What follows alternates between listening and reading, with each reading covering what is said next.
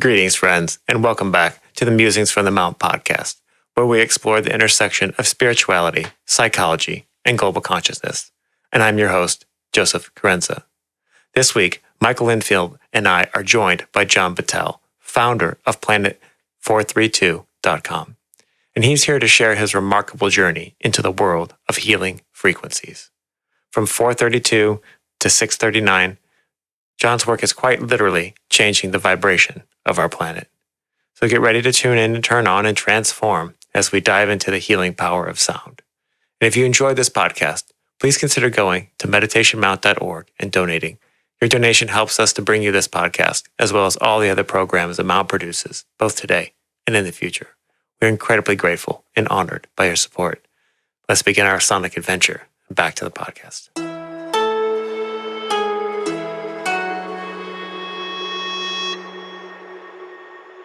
As we increasingly find out more and more, everything is a wave, everything is a frequency. So it's interesting, you're dealing in frequencies now. What's the importance of this frequency? Why does sound matter? Like, on what is the effect it's having? What effect it had on you, and how are you sharing that with the world? That's a great question. There's multiple parts, I think, to that. There are different frequencies that we're working with, and the numbers keep increasing in terms of frequencies. So right now, the base frequency we worked with and that we're putting out there is 432, which is an earth frequency in terms of the terminology that I use. So that really is, from what I've been shown, is really about what the next evolution of our frequency is going to be at a planetary level. So it's a really important frequency because if you look at higher frequencies, you tend to become ungrounded, and you sort of move into this space where it's much more fearful, where 432 is a grounding, gentler frequency. So we have to do the stepping stones. And so we're starting with 432 as that frequency. At least that's the message that I'm receiving. And for me, I originally didn't understand it, but when I made that frequency, it was to heal my own heart, because it's a heart-centered frequency. It opens the heart. It then activates you and grounds you into earth. So it's really gentle. It's very much like a sager of a room. It's very activation to moisture, water. So you get into this space with it where you feel safe with it. But then when you're safe, you can then trust your heart more. You can open your heart. You can experience things that you normally wouldn't experience. And that's a really great starting point for frequencies. Yeah, you said it's a starting place. It's a grounding place. And I'm thinking, when an orchestra tunes up, give me an A, and you play A.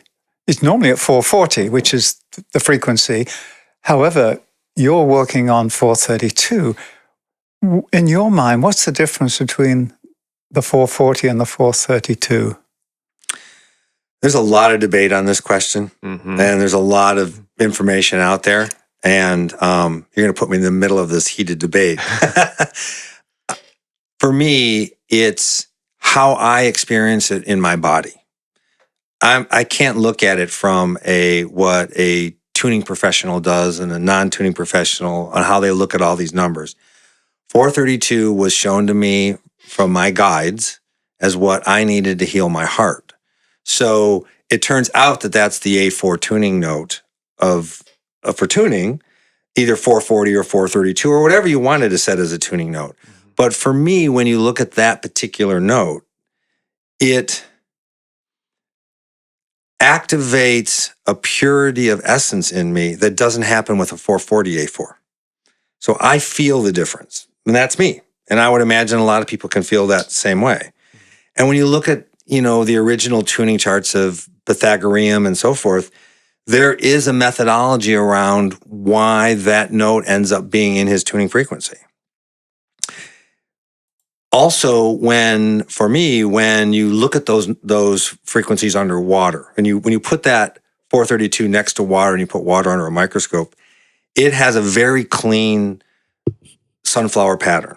When you put 440 near water and you look at it underwater, under the microscope, it's muddy. It looks completely different. So when I look at my body, my sense is that when I'm orienting all my cells into more perfect harmony and perfect resonance, of course I'm going to calm down. Of course I'm going to be more centered. So when it comes to musical components, there is something to be said for tuning in a way that is more in line with earth and within your body.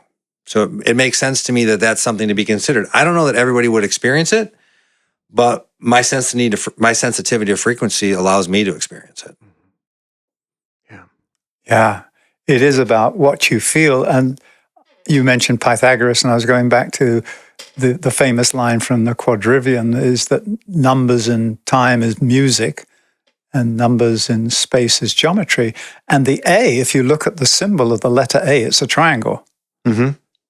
And if you look at 4, 3, 2, you put 4 on the bottom, you put 3 on top of that, you put 2 dots on top of that, and there's an open space at the top, and that's a triangle. So whatever way you look at it, there is a sacred geometry to these frequencies. And what I'm hearing you saying is that coming into resonance with yourself is that you bring your life into resonance with your note, with your sacred geometry, which is both a shape and a note.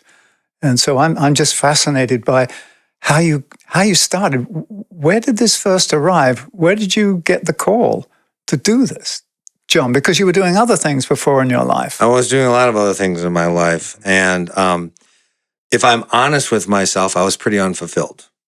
I was very successful, but unfulfilled. And I, at one point, was in Africa working. And I'm sitting around all these, I'm doing philanthropic work thinking that's going to fill my needs. And I'm sitting with a group of people and I'm looking around and they're all successful and all of them are miserable and I'm miserable and going, what am I doing here? This isn't what I'm supposed to be doing. So that was the first click in my awareness that there was something more. And I had to go start searching. And I searched like probably a lot of people search. I danced around the edges. I only searched where I was comfortable, where it was easy, and I felt like my ego was safe. And to be honest with you, I had to fall off the pedestal and hurt a lot of people and fall down, hurt my wife at the time, my stepdaughter. I had hurt a lot of people in really bad ways before I woke up. And for me, the universe was like, we don't have time for you to mess around anymore. We need you to wake up. And, I was literally I was in a hotel. I wasn't with my family. I wasn't with my animals. And I'm rolled up on the ground in a fetal position. And I'm like, why am I here? And then a number starts to appear in my visions. And I'm like, I'm not musical. I have no background. I'm like, what is that number? Didn't mean a single thing to me.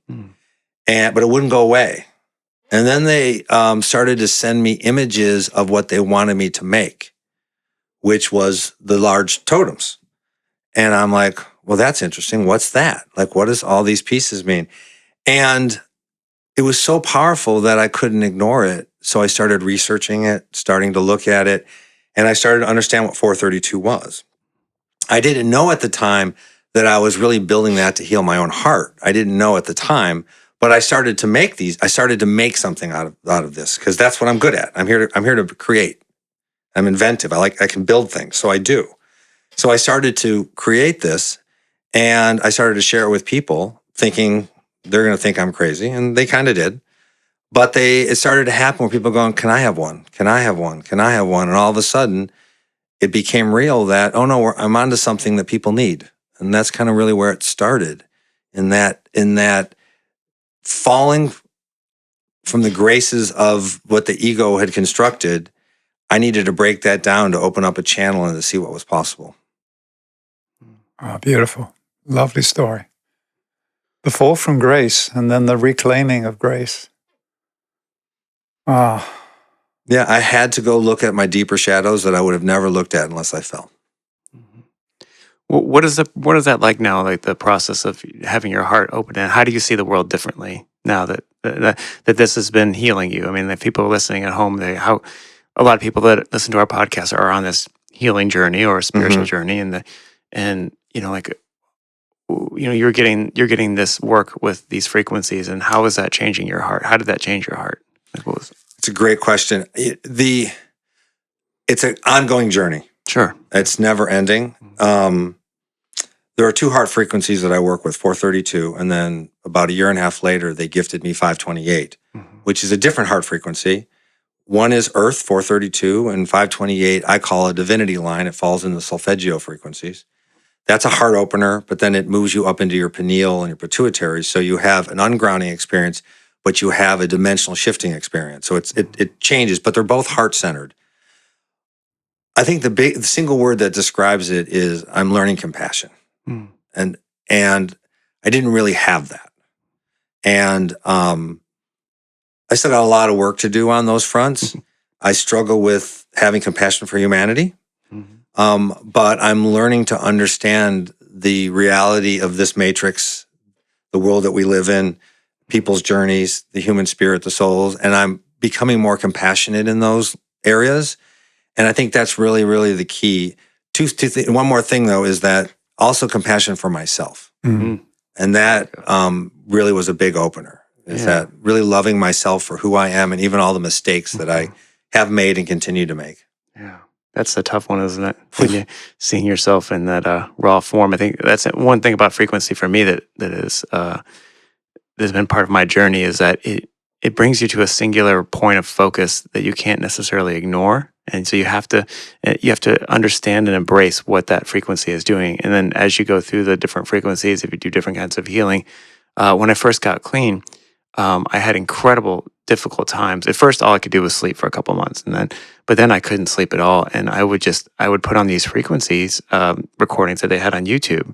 And it was the only thing that could keep me calm and keep me able to just function. And sometimes I would walk around all day.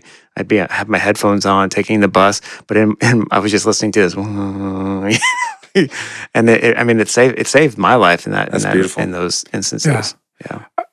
That's a wonderful point, because we're talking about these frequencies as healing energies, bringing us back to wholeness, opening our heart. And yet, the real aha for me in listening to you now, John, is that I am a frequency generator. What frequency am I putting out into the world right now? What is it causing? What effects is it having upon my environment, upon my own system? So it goes back to, what note am I sounding? And mine changes. There are, I have all these on all the time. We're building stuff, creating stuff, shipping stuff, making things, and frequencies are on all the time. And there will be times when 432 will be on and I all of a sudden can't hear it. Interesting. Because I'm out of alignment. And I have to go, does that turn off? I can focus. And then there it is. And it's like a reorientation of my heart. It like puts me back into that vibration. And there are points where I go, I can't listen to 432 right now. And I have to turn on a higher frequency. I turn on 528 for a while. And all of a sudden I'm sitting in 528 for about a month. And I'm vibrating in a different place because I'm in some ways landing in different, you phrased this, Michael, great. I'm landing on a different level of consciousness, and I needed 528 to break through to something else. So I listened to 528, and then all of a sudden I can be like, I don't want 528, I need to reground, and I'll put on 432. So I move between frequencies because I think I'm moving in different frequencies because of the nature of this third dimension. Things are coming in and out differently, and different impacts and different variables, and I adjust accordingly.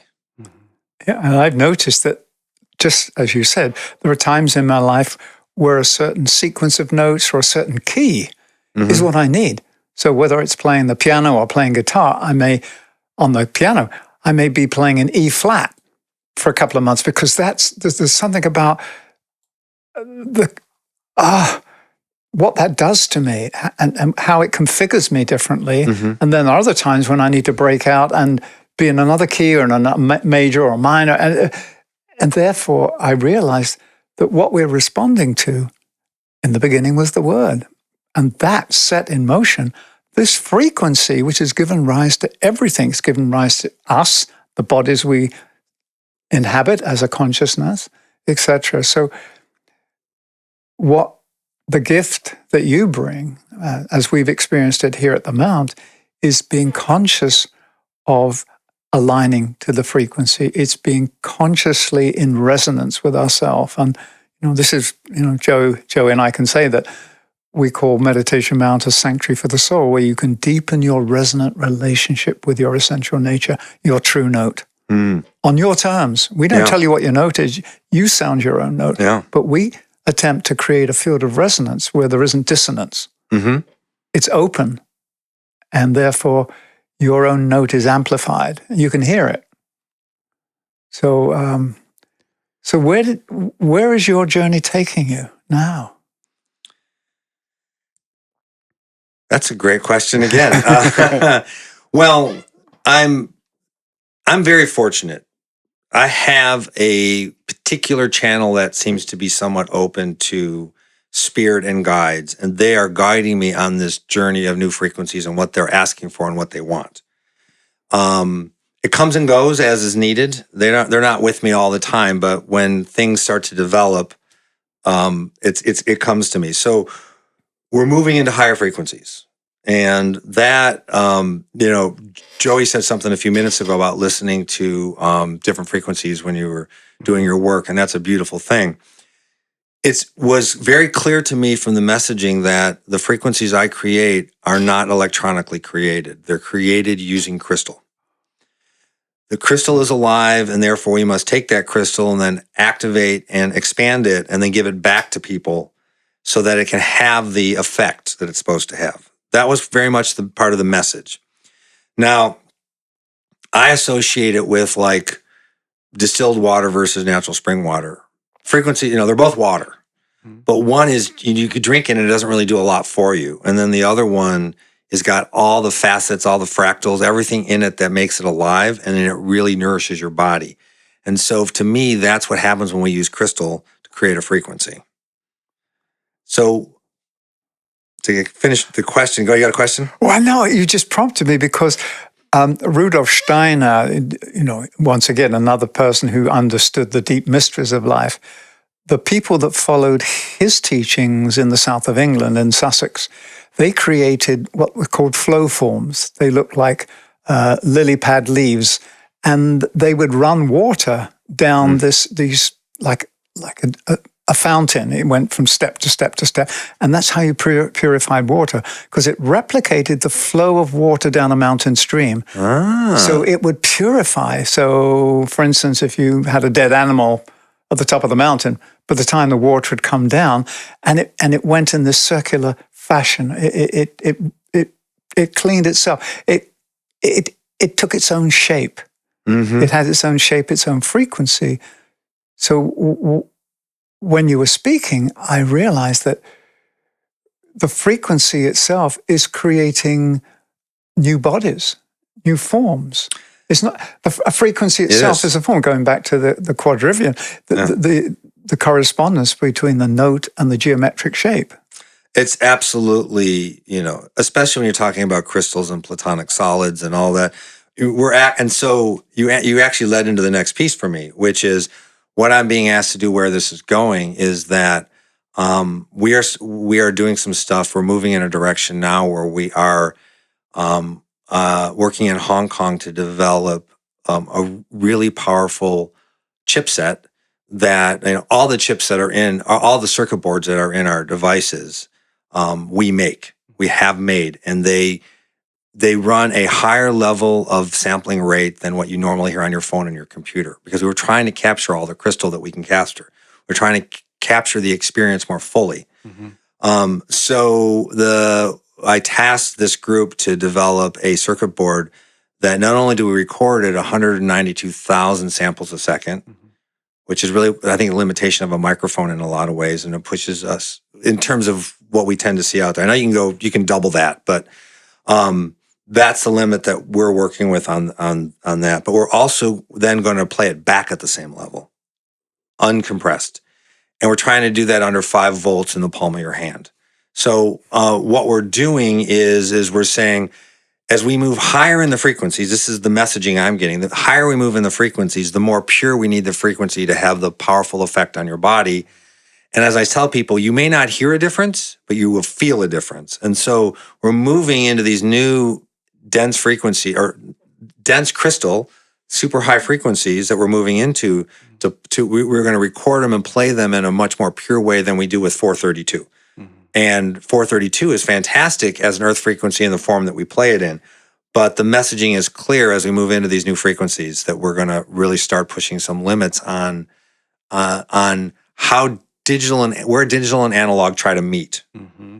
So that's what we're trying to get to. We're trying to make digital as close to analog as we can so that you can get the full experience of the activation of the crystal in those bowls. So then within that crystal, it's activating its platonic solids, its life, and it's expanding it out to you. I'm excited to see where it all goes. I don't know, but I'm excited.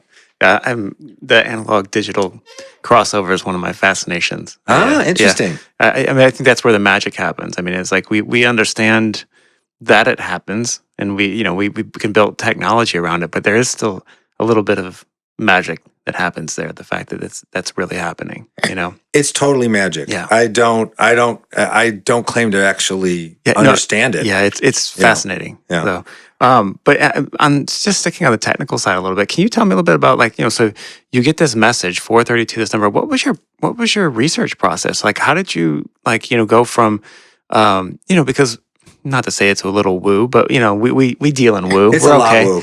we're okay with that. We're very comfortable with that. But coming from a very technical background, and again, you're not you've said you're not a person that was really steeped in this world. What is that like to go? Like, what was that research process like? It was far less than you would hope.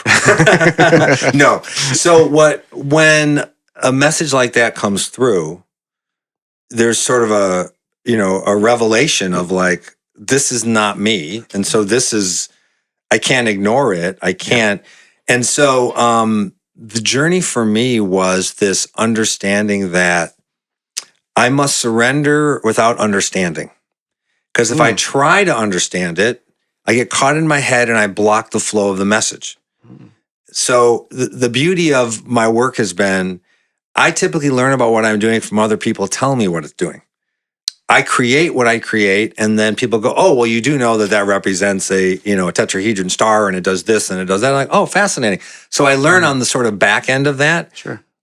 There is a little bit of research, and I had to discover what these things were, what that number meant, what these numbers mean, what do they represent. So, thank God for Google and the internet. You do all your research. Even some of my design stuff, I learned to 3D print. Mm-hmm. I was a tech guy, so learning to 3D print wasn't a huge leap for me. Mm-hmm. But, you're watching videos, you're figuring this stuff out as you go, and you're like making parts, and you're doing this, and we learn how to create from that. So I have a lot of tenacity, so I can muscle my way through things.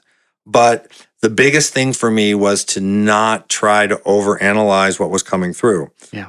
So in your world, for example, Joey, my wife at the time, where I'm like, I had engineers that I had been working with on other projects way before, and I'm like, I want to create this tone. And they came back with all these engineered 432 tones. And I'm like, this isn't it. I don't understand. This isn't it. Mm-hmm. It's dead. It's dull. There's no life to it. What is this? Mm-hmm. And then I got the hit. You need to record it.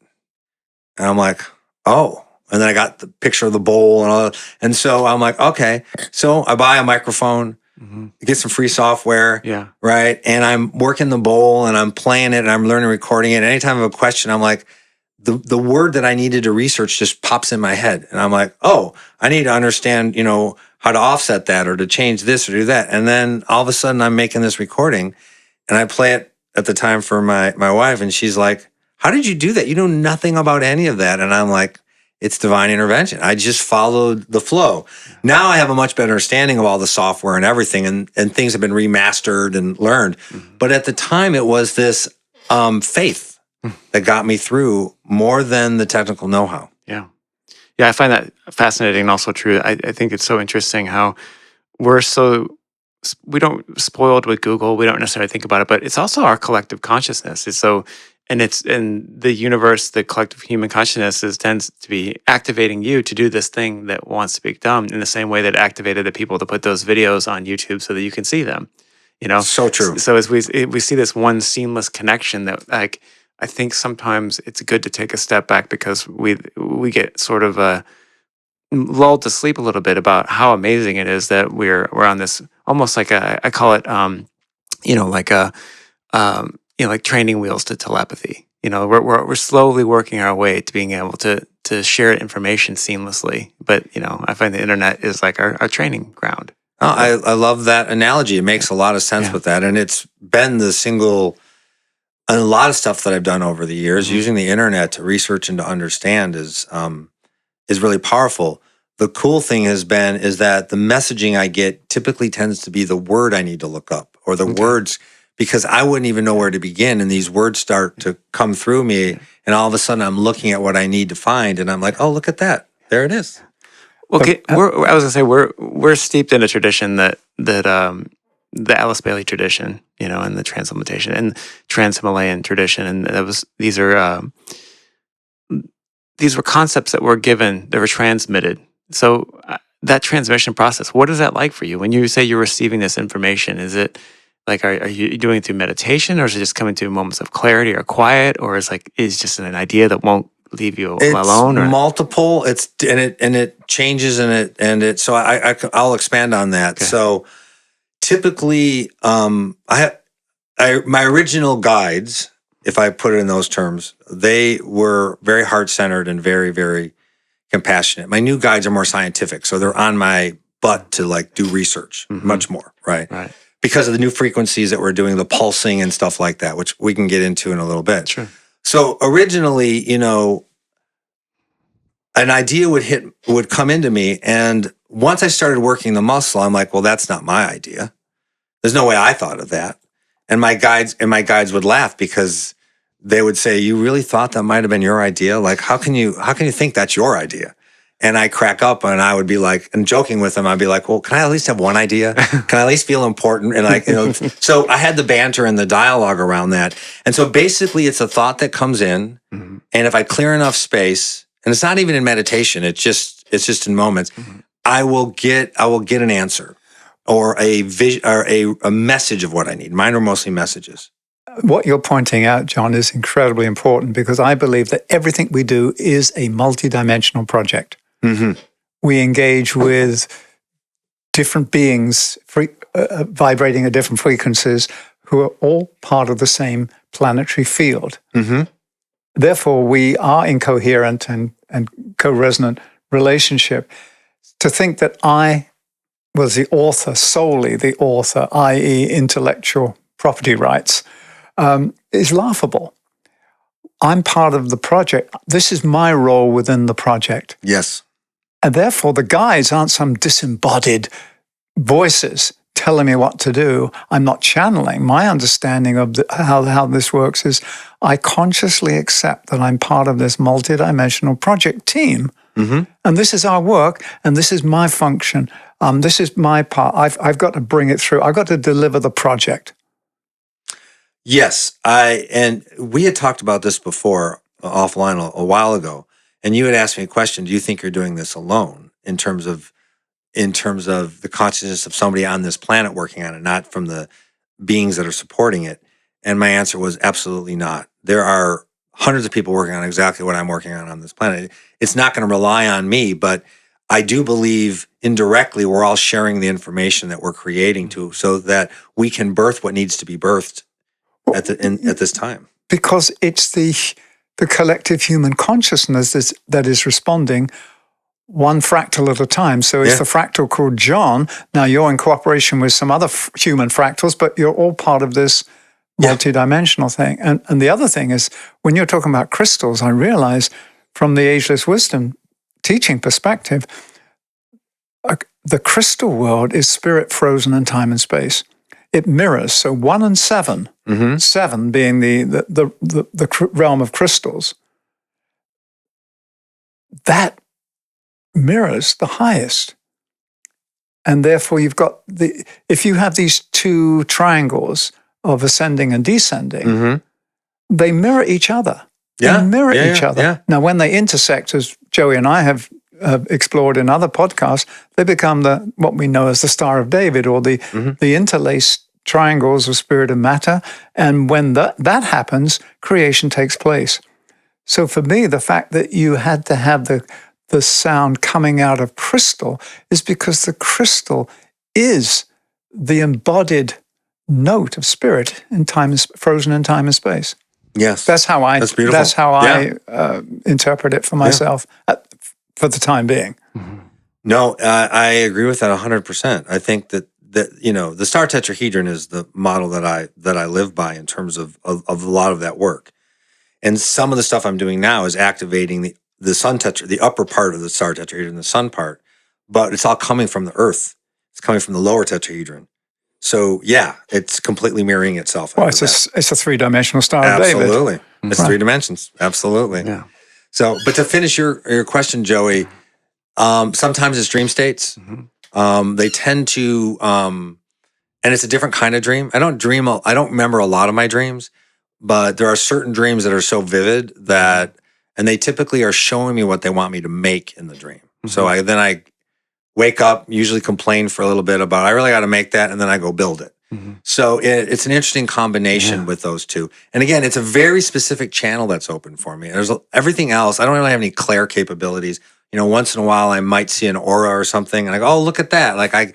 But they're not muscle that I've been working. And this particular muscle has been open. So I feel it in my body. I feel it on the back of my neck. I acknowledge when it comes through, but I have to get out of the way. If I start thinking about what they're asking me to do in any real detail, then it just shuts off. Interesting. Yeah.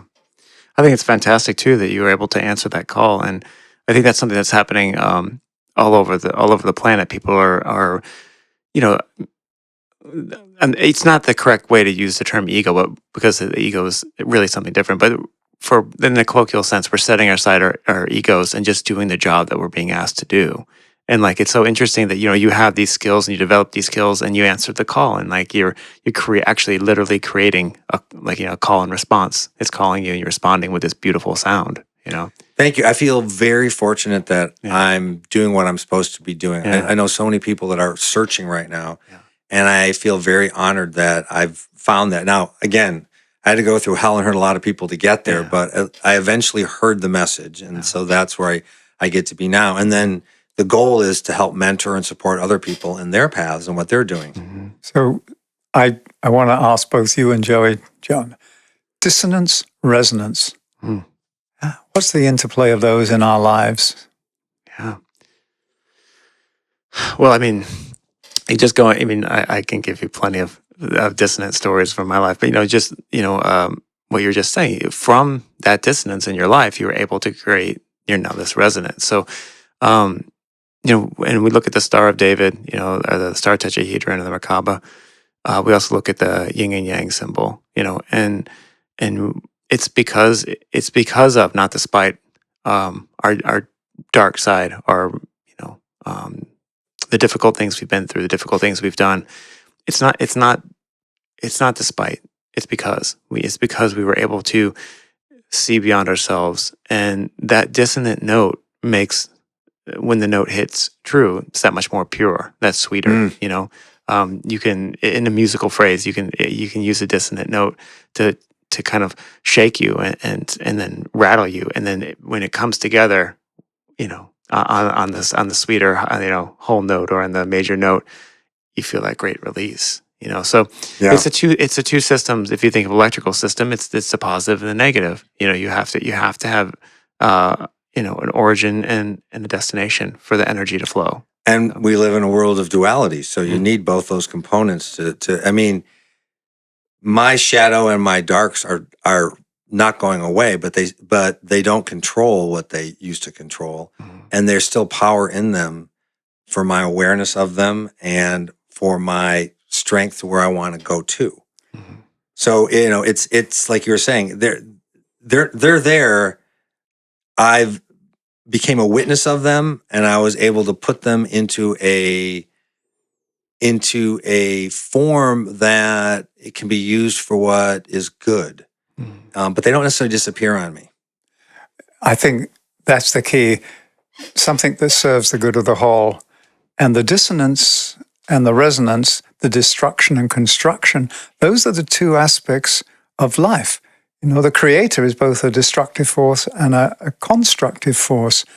I know when I was living in the Findhorn community in Scotland, R.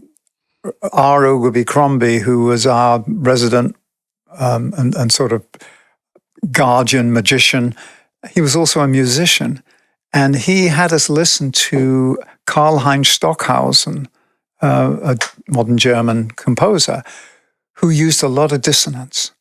And he said the role of composers like Stockhausen is to release notes that actually break up the old forms, to clear a space so the new can be constructed. It's when you consciously destroy things that are not supposed to be destroyed, you get into trouble. Yeah. So once again, as Joey says, get the ego out of the way and let it come through. So at the end of every age, there is a decline in the civilization. There is a falling apart. And what we did in a podcast recently about death and dying, he said when the soul decides that it's time for the incarnation to be completed, it sends out a note, a signal. That signal triggers a switch. That switch starts to turn off all the life functions and call in those elements of ourselves that are part of the breakdown. Mm-hmm. The molds and everything else. But it's the switch is turned on by a note. And so we are in this, both this constructive and destructive, but we as humans, and in my life, I look at it, I've consciously chosen to destroy something because I wanted this to happen for my sake. Mm-hmm. I am not centered enough to use destructive power. All I can do is use the power of love, the power of compassion from my heart, knowing that will create such a resistance in the field from those forms that are unable to respond to that note of love. I love how you put that. And I understand that, I mean, my journey to authenticity doesn't allow me to be destructive because of my destructive choices I made before were done in a way that was not for the good. And so I like what you said because I choose to do everything from an authentic, loving place as best I can. I'm still human, right? So you're in this journey, but that's the model by which I go to. But that in itself does create tension on the opposite side that will then will balance out what needs to be balanced out and will lead to whatever is going to come next. I mean, we're in a time when polarity is getting more and more everything's getting pulled to one end or the other, right? So we're in this right now. And my theory has never changed. And that is the farther we fall, the higher we rise. So we're going to have a very interesting collapse and an amazing rebirth. That's just what's coming. Right, because the current forms don't do justice to what is coming. Right. Therefore, they have to be recycled. How is it recycled? Well, the recycling process starts with a note, a death ray, a death note. Yeah. And then there's the constructive, let's bring new life. Let's breathe new life. Let's bring the atoms together in a new combination, a geometric shape, which is all about a field of resonance, i.e., a heart-centered note. And I can't even I don't even want to use more words because I think we can feel what's happening. So the question is, how do we respond to the note, to the call of life, as Joey just asked? So how do each of us respond to the call of life and bring ourselves into resonant relationship with that call, which means tuning the instrument. You have to build these instruments, these resonators. Well, we've already got an instrument. It's called us. Yeah. Well, I'm just building devices to remind you what's already in you. Right? I mean, nothing's being created that doesn't exist within self. But, in the form that we're in, the reminders and the landing zones that we create within experiences is what we're trying to accomplish by almost a reminder of this is in you. Mm-hmm. Yeah. I also find it fascinating too, then just going on what you were saying, on the concept in recovery, there's a process where you're supposed to make amends to people. But then there's inevitably all the people that you can't make amends to for whatever reason. Maybe they're not open to it. Maybe they've passed away. And within that, there's something called the living amends. And that is that you live your life in a way that is a gift or sort of a recognition. And the way that you're living your life becomes the amends that you make even to the people that you can't. Mm-hmm. And in a practical sense, what I see that as, and this is very easy to see in terms of practical skill sets. Like you want to learn how to become a carpenter. You start out as an apprentice, and you move from being unskilled to skilled. But we don't necessarily, for some reason, we don't think about the way our emotions, the way our actions, the way we live in the world as moving from unskilled to skilled. And part of it, like that living amends, is learning a skilled way of living. Yeah. And it seems like that's what you're doing. Yes, that this is what a living amends is, and it's very beautiful in that sense. And I find that falls very much in line with people who are attracted to this path. Is we can't always undo what we've done, but we can live in a way that makes an amends for it. And like I think when every time this note is sounded, that's your way of giving an amends, and it's I find it very beautiful. That's beautiful. Yeah. That's beautiful. Thank you for saying it that Welcome. way. I mean, yes, I think that it was very clear to me that what my first half of my life represented, Mhm. and I've told many people this, the rest of my time on this planet is about service. Mhm. That's the only thing that's going to bring me joy and peace is service. So that's all I'm going to do. Yeah. And I'll find a way to live on just giving service in that way. So All right. And speaking of that, so can you what led? Okay, so we've been through this whole process, but what led you to Planet 32? So now you're making this company. You're creating these actual devices. What was that like, and what's going on? What's going on at the shop? Well, I didn't expect to be working this hard, to be honest.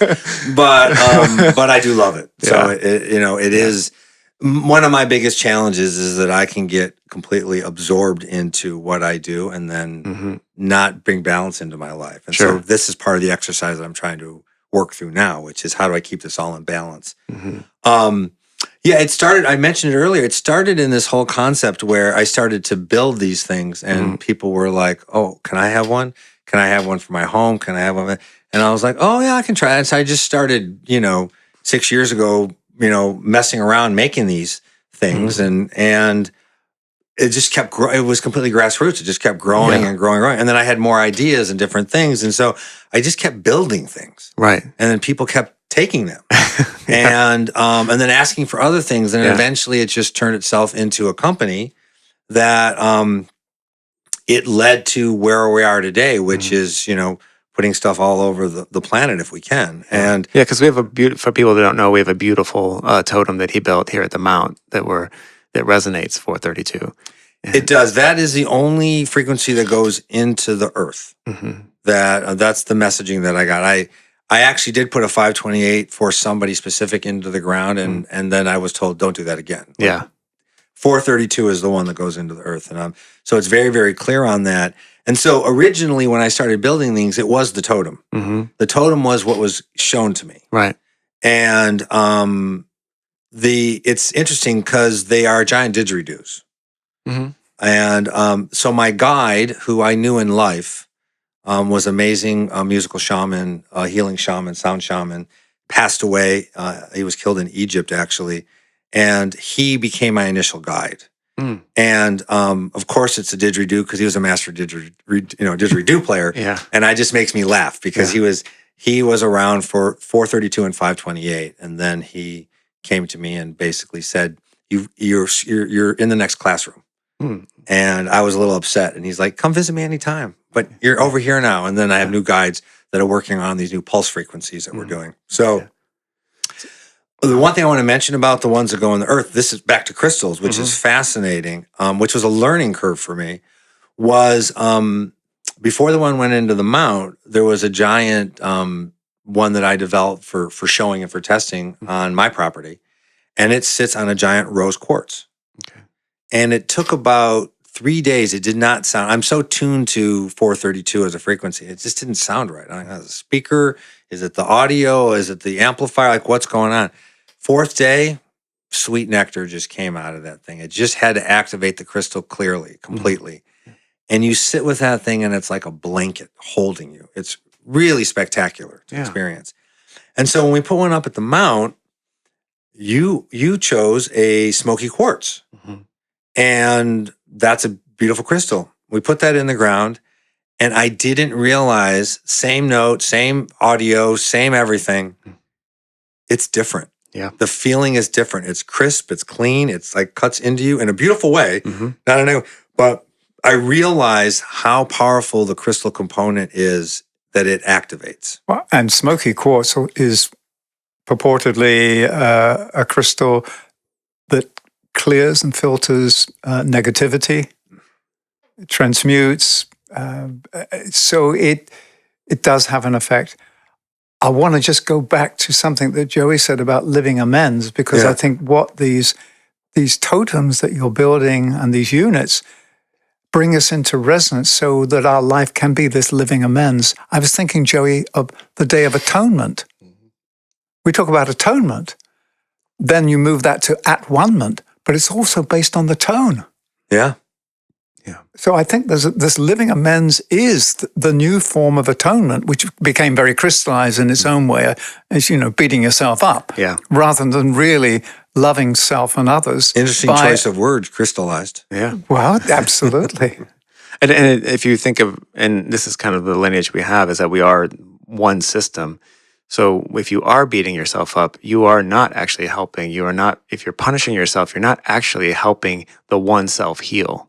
No, you're in dissonance to it all, right. Which is, it's absolutely true. Yeah. And I was taught to beat myself up. That's how I grew up, right? Not anybody's fault. It was just, just how it was. Mea culpa, you're culpa. Yeah. Yes. It's just like, so working on the amends piece is really, really important. And it leads to resonance that's, what we want to bring forth for the next generation and everything around us. Yeah. So you talked about pulse. I'm fascinated. So say more about this pulse technology. Yes, I wanted to hear about that too, and maybe we can even hear it if you have it with you. I do have it with me, and so when I started working on 639, I was guided to 639. I assumed it was going to be like 432 and 528, where you're going to get a crystal bowl and you're going to play a bowl. It's, by the way, 639, nearly impossible to find a bowl that's hit 639. Yeah. The density of the citrine is really, really dense. And if you try to play it like a traditional bowl, it doesn't work. The bowl can't handle it. So I was at a loss what I was going to do with this. And because I was in my head, I wasn't listening. But eventually I got the message, and the message was, this is word for word. It was, hit the damn thing. And I was like, oh, that's what I'm supposed to do. Yeah. So when you hit it, it becomes a pulse because you hit it multiple times, right? Yeah. So here's a beautiful thing about this 639. If you take a 639 bowl, you can't play it for somebody. But if you hit it, when you hit crystal, it's always out of tune. And then it finds its way into tune. So if I'm sitting in a sound bath and I'm hitting 639, it will sound terrible to you. It's dissonant. It's just not right? It's really bad. But if you merge technology of crystal with digital technology, I can cut away everything that isn't perfect. So when you hear these pulsings, they're perfectly always 639. So I can't do that without digital capabilities. So now we're merging crystal with technology in a way that couldn't exist any other way. And so that is what these next generation frequencies are going to be doing. We're not only are we going to we're going to play them at more pure levels, but we're able to do something that you can't just do with a bowl, which is perfectly tuned pulsing. So this is very much a trance frequency. It only plays for 3 minutes and 33 seconds, which we won't play the full time, or if you want to. It has 3 sections, and the first section is each one's a minute and 11 seconds each section. Okay, all of it's based on 639 math, the way that it plays out. And the first section basically is, please, my monkey mind's everywhere. I can't keep, this is driving me, I can't focus.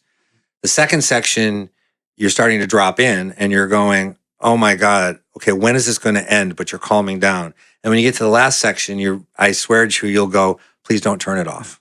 But let's listen to the whole thing. Let's do All it. right, go let's do through it. Okay. Yeah, we'll be right back, and we're going to set this up, and we're going to get ready to go. Okay. Okay. All right. Is it this one? Yeah, Sam. We'll just pull this one out of the way. Do you want all the mics spaced near it? No, just this one. Oh, is that one good enough, or do you want mine? Yeah, no, this one. Put this one here. You don't have to put it up that loud if you. It's cleaner when you're lower.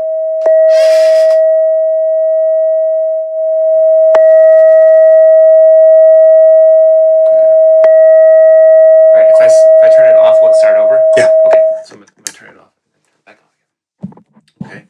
Okay. You want to introduce that or introduce it? Sure. Okay. Wait, hold on. I'm going to introduce it a little bit longer than you think. So, Okay. am I good to go? Yeah. So, the 639 frequency is what's considered a unity frequency in the solfeggio line.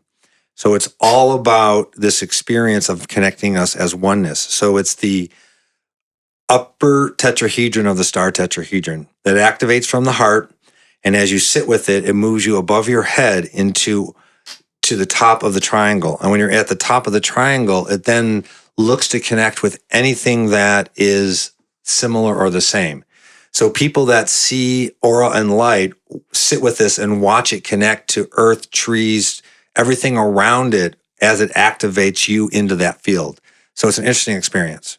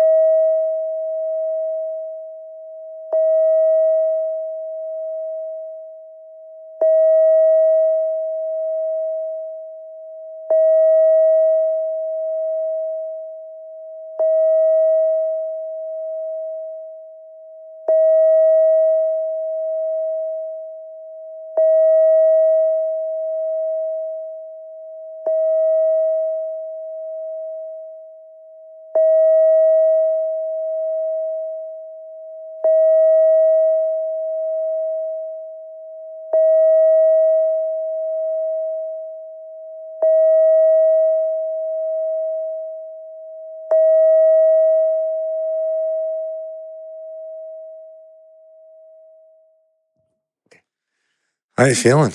That was amazing. I really felt it.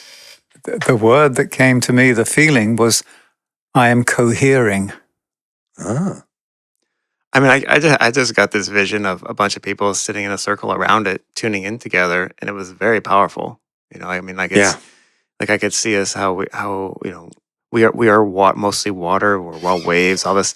It's collecting you, and also as an audio person, I have a little app on my phone that I play the guessing game where I try to guess tones, just to stay sharp and try to, and it's just like that tone, it resonates right into my chest, and like my whole head, everything. I mean, and then I went through the process that you just described. Of at first, it's like it's almost jarring and annoying, and then it starts to settle, and then with each one, I'm resonating the entire length of the waveform. It's you really tapped into something here. Right. It's as though the wave had three parts to it, and they came together in this single wave at the end. Yeah. That's like there was coherence inside of coherence.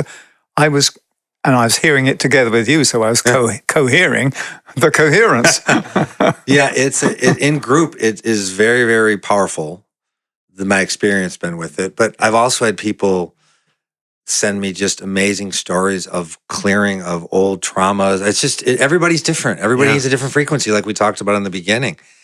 But it just is one of those magical things. When I first created it, so as somebody that's in music and recording, you understand this.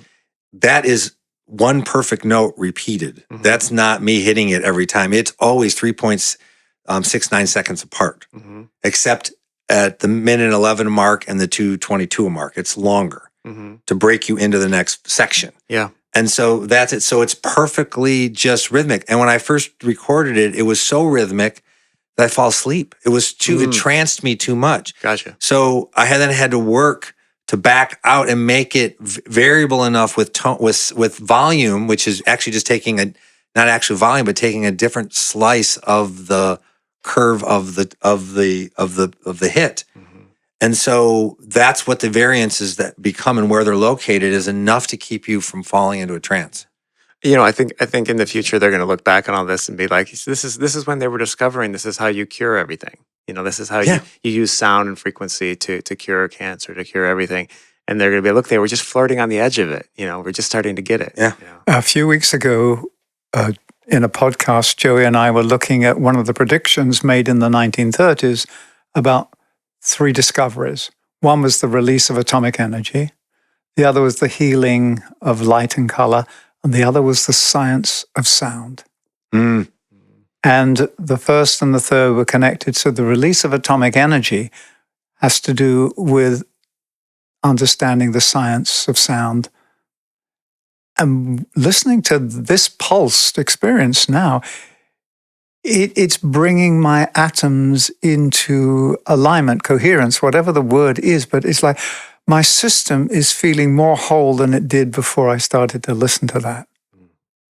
And I'm still feeling it. It stays with me a while. This one doesn't go away. Well. Yeah. I do. Yeah. And that's, as someone that is around a lot of sound healing, like it does. There's something about that crystal sound and the crystal resonance that just, it's super healing for you. I mean, it's been part of my healing journey. You know, and I really appreciate that. That's fantastic.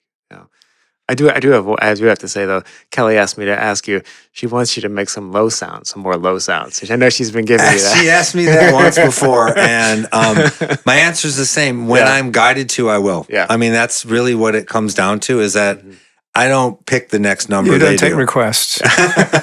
Only from above, or wherever that is, But this is my gift to you. Take it. Oh my God, thank you. Yeah. I really appreciate it. And we'll use it here at the Mount. I can see. Oh, they have some at the Mount. Oh, okay. Oh, great. That's for you. Oh, it's for me. Just take it. Thank you. Yeah, Thank absolutely. You. Thank you. I appreciate it. Yeah. And I really appreciate you being here. This is fantastic. And the totem that we have at the Mount here has become one of our icons of the Mount. It feels like it should have been here from the beginning. And we're refurbishing it at the moment. John's helping to upgrade it, and so it'll be even brighter, clearer. Yeah. It'll be more translated. It's going to be really spectacular when it arrives. Yeah. That's a nice thing about doing the large ones is they can be pretty customized. Mm-hmm. And that's the fun part. Yeah.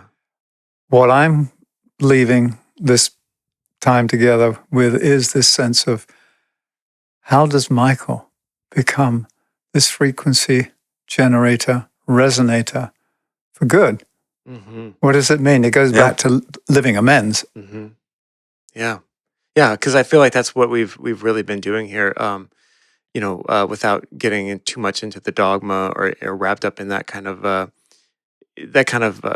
ecclesiastic process. We are trying to become these notes of resonance. And like and not just up here on a mount, but in taking it down.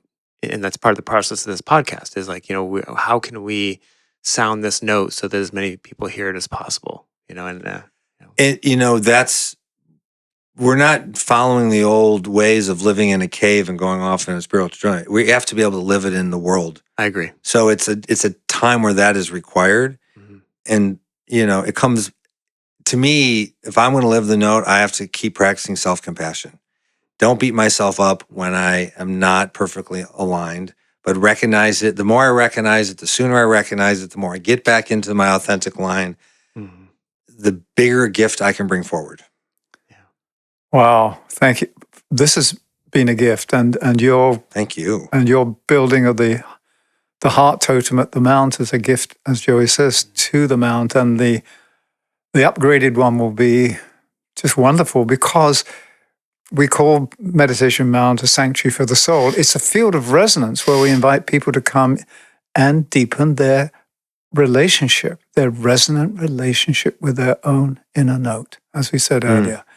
That's what it's about. And so your gift augments what we're here to offer as well. And I'm deeply grateful for you showing up today and showing up on the planet and sounding the note that you're being called to sound.